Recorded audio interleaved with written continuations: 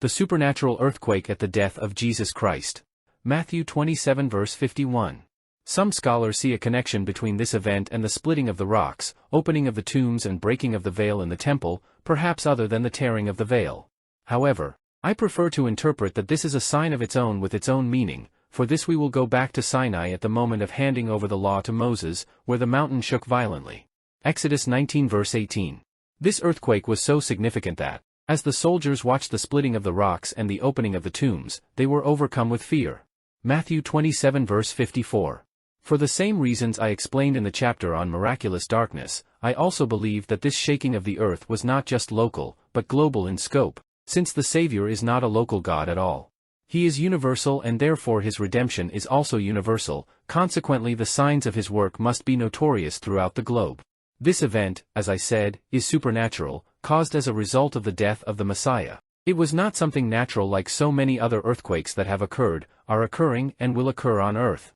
So much so that it caused some specific events, as already mentioned, the splitting of the rocks and the opening of only some tombs. There was no destruction of the temple or other building, otherwise there were records.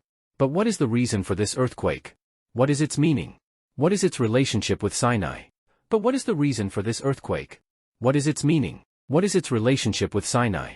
In Exodus 19, when God inaugurates the period of the law by giving it to Moses, the Lord called him to the top of Mount Sinai. There the Most High came amidst a dark cloud and spoke. Interestingly, the order was that no one could touch the mountain, otherwise they would die. While the saint spoke, there was lightning, thunder, the mountain smoked and there were also earthquakes. All of this was to manifest the glory of the Most High, and sinful men should see all of it and fall in fear before the holiness of God.